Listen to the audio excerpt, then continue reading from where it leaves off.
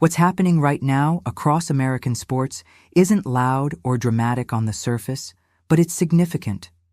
As teams enter a critical stretch of the season, front offices, players, broadcasters, and even local governments are all adjusting to a changing reality. This isn't about one league or one blockbuster trade. It's about a structural shift that's unfolding quietly, season by season, decision by decision. In the NFL, this season is exposing the long-term cost of aggressive spending from recent years. Many teams pushed salary cap money forward to chase championships, restructuring contracts and deferring financial consequences. Now, those consequences are here. Teams are releasing veteran players earlier than fans expect, relying more heavily on draft picks and low-cost contributors. The result is a league that feels younger, faster, but also less stable week to week. Coaches are managing thinner depth charts, and injuries are having a larger impact than in past seasons. The NBA is facing a different pressure point. A new collective bargaining agreement has changed how teams approach roster building. Luxury tax penalties are harsher, and front offices are far more cautious about assembling top-heavy rosters. That's why fewer teams are willing to trade away future draft assets, even if they're close to contention. The mid-season arms race that fans grew used to is slowing down. Instead, teams are prioritizing flexibility, player development, and financial control. This has made the league more balanced in some ways, but it has also reduced the sense of urgency that once defined playoff pushes. In baseball, the situation is tied closely to media economics. MLB teams are dealing with uncertainty around local television revenue as regional sports networks struggle or shut down entirely. For years, these deals funded payroll growth, stadium upgrades, and player development. Now some franchises are operating with less predictable income, which directly affects how much they're willing to spend on talent. Competitive gaps between large market and smaller market teams are becoming more visible again, and that's shaping how this season is being approached behind closed doors. What connects all of this is timing. This stretch of the season is when teams must decide whether to commit resources or pull back. Those decisions aren't just about standings, they're about long-term survival in a sports economy that's becoming more expensive and more fragmented. Attendance is strong in some cities and declining in others. Ticket prices are higher, concessions cost more, and fans are making harder choices about where to spend their money. Teams know that losing seasons now carry heavier consequences than they did a decade ago. Player dynamics are also evolving, though not in the way social media often suggests. Star players still have influence, but teams are designing contracts to protect themselves. Guaranteed money is being limited in football. Incentive-heavy deals are becoming more common in basketball. In baseball, long-term contracts for aging players are increasingly viewed as liabilities. At the same time, players are building individual brands through sponsorships and direct fan engagement, which changes their leverage outside traditional team structures. One of the biggest shifts is happening away from professional leagues altogether. College sports are undergoing a transformation driven by name, image, and likeness deals, conference realignment, and the transfer portal. Universities are spending more to stay competitive, and the gap between elite programs and smaller schools is widening. This season is one of the first where those financial and competitive disparities are clearly visible on the field. For fans, it's changing rivalries, schedules, and even the identity of college athletics itself. For the average American, these changes aren't abstract. They affect how people watch games, how much they pay, and how connected they feel to their teams. Streaming fragmentation means fans often need multiple subscriptions to follow one sport. Blackout rules still limit access in some markets. Younger viewers are watching highlights rather than full games, while older fans are struggling with rising costs and shifting traditions. Loyalty is being tested on both sides. This season stretch will determine which teams lean into the future and which try to squeeze out one last run under old models. The outcomes will shape off-season spending, coaching decisions, and even rule changes. What's happening now is less about chaos and more about correction. Sports in the United States are recalibrating, and the effects will be felt far beyond the final standings. This is only the beginning of the story. In the next part, the focus shifts to ownership decisions, team-level case studies, and the financial pressures that are forcing this shakeup to accelerate. As this critical stretch continues, the most important decisions aren't being made on the sidelines. They're happening in boardrooms, ownership meetings, and closed-door discussions between league offices and broadcast partners. What looks like cautious play on the field is often the result of financial and strategic pressure off it. In the NFL, ownership groups are becoming more conservative. After years of rising franchise values, owners are now facing higher operating costs, increased coaching salaries, expanded support staffs, and growing investments in analytics and sports science. At the same time, stadium financing debates are becoming more politically sensitive. Public funding for new venues is harder to justify, especially as cities face infrastructure and housing challenges. That reality is influencing how aggressively teams are willing to rebuild or go all in during this season. A missed playoff run doesn't just affect revenue for 1 year.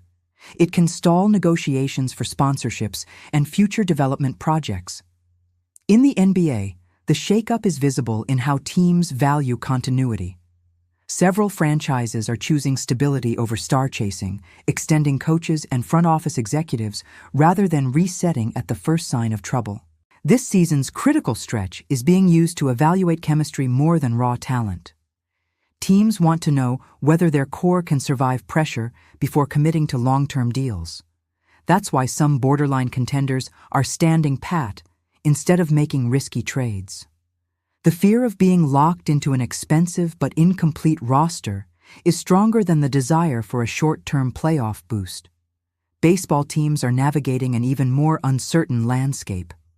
In MLB, front offices are planning without the financial predictability they once relied on. Some clubs don't know what their local broadcast revenue will look like next season, let alone 5 years from now. That uncertainty is forcing teams to rely more heavily on internal development and data-driven decision-making. During this stretch of the season, organizations are evaluating which players are worth long-term investment and which are expendable. For fans, this often looks like a lack of ambition, but from the team perspective, it's about survival in a shifting media economy. These ownership-level decisions directly affect players. Job security across leagues is shrinking. Shorter contracts, fewer guarantees, and performance-based incentives are becoming the norm. Younger players are getting opportunities faster, but veterans are finding fewer safety nets. This season's stretch is where careers can pivot sharply, either toward long-term stability or sudden uncertainty. For athletes, the pressure is intense, and it shows in how teams manage minutes, workloads, and injury risk. The ripple effects extend to coaching staffs and support workers as well. Teams are trimming non-essential roles, outsourcing some operations, and leaning more on technology. Analytics departments are expanding while traditional scouting roles are being reevaluated. This isn't just a sports story, it's a labor story. Decisions made during this season will influence hiring, layoffs, and career paths across the industry. For local communities, the impact is subtle but real. Game day economies depend on competitive teams. Restaurants, parking operators, merchandise sellers, and part-time stadium workers all feel the difference when attendance dips or fan enthusiasm fades. A team choosing to rebuild instead of compete can affect hundreds of small businesses tied to the venue. During this critical stretch, cities are watching closely because prolonged decline doesn't just hurt morale, it hurts local income. Fans are caught in the middle of these forces. Many understand the business logic, but emotionally, it's harder to accept. Longtime supporters are watching familiar players disappear faster than ever. Traditions feel less permanent. At the same time, newer fans are engaging differently, following players rather than teams, consuming content in shorter bursts, and caring less about season-long narratives. Leagues are trying to serve both groups, but this season is revealing how difficult that balance has become. There's also growing pressure from sponsors and advertisers. Brands want association with winning, stability, and positive public perception. Teams struggling competitively or financially face tougher sponsorship negotiations. This season, results will influence which franchises are viewed as reliable partners and which are considered risky investments. That affects revenue streams far beyond ticket sales. What's becoming clear during this stretch is that hesitation itself is a strategy. Teams are waiting to see which model proves sustainable before committing fully. The risk of making the wrong long-term move now feels greater than the risk of standing still. That mindset is shaping every close game, every trade deadline decision, and every press conference statement. As this season moves toward its decisive phase, the long-term consequences of what's happening now are coming into focus. The shakeup across U.S. sports isn't temporary, and it isn't confined to one league. It represents a broader shift in how competition, money, and loyalty are being redefined. What teams choose to do in this stretch will shape not only next season, but the direction of American sports for years. One likely outcome is a more cautious offseason across leagues. In the NFL, front offices are expected to prioritize draft capital and contract flexibility over splashy free agent signings. Teams that succeed with younger, cheaper rosters this season will influence league-wide behavior. If those teams advance deep into the playoffs, it will reinforce the idea that financial restraint and development can outperform aggressive spending. That could permanently change how teams build contenders, especially in smaller markets. In the NBA, the future points toward balance rather than dominance. The era of super teams built through constant star movement may be fading, not because players lack influence, but because financial rules now discourage excess. If parity continues to increase, fans may see more competitive regular seasons and fewer predictable playoff outcomes.